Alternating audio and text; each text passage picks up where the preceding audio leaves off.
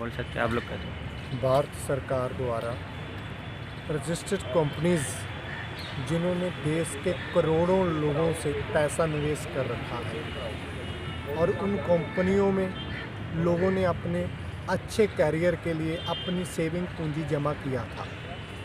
और एक कंपनी थी PSL जो 32 साल फील्ड में काम करती रही और लोगों से पैसा लेती रही और उसमें लोगों का पैसा फंस गया। वो लोग सड़कों पे आए, रोड पे आए और आंदोलन किए और कोर्ट में जाके केस लड़ा।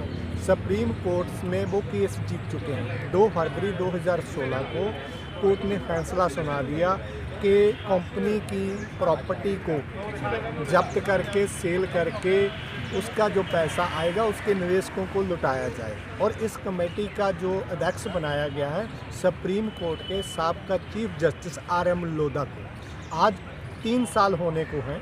किसी भी कस्टमर को उस कमेटी ने एक पैसा नहीं दिया। इसी तरह रोज वैली थी, उसकी बहुत सी प्रॉपर्टी थी, उसके भी करोड़ों निवेशक हैं, उसे भी कलकत्ता हाई कोर्ट ने जब्त कर रखा है।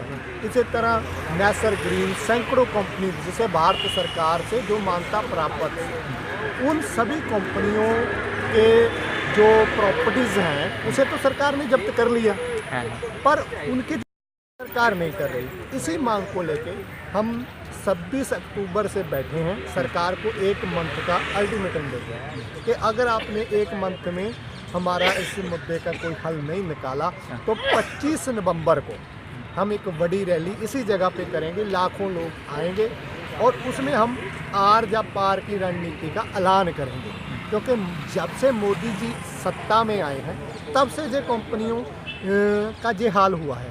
पहले भी जो कंपनी चल रही थी उस समय सरकार ने क्यों नहीं देखा कि ये कंपनी फ्रॉड कर रही है। कंपनी को सरकार ने लाइसेंस दिया था, सरकार ने बंद कर दिया। हमें उस पर कोई डाउट नहीं, हम उस पर कोई आपत्ति नहीं जता रहे, पर इन कंपनियों में लोगों का पैसा फंसा है, उन्हें कौन रिफंड करेगा ना। ये तो सरकार की जिम्मेवारी बनती है।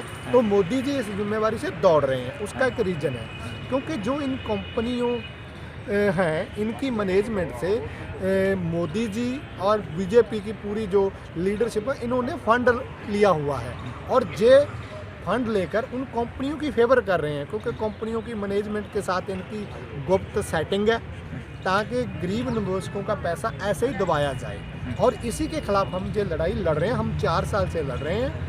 हमने जहां लाखों लोग लेकर जंतर मंतर थे 4 धरने दे चुके हैं। वित्त मंत्री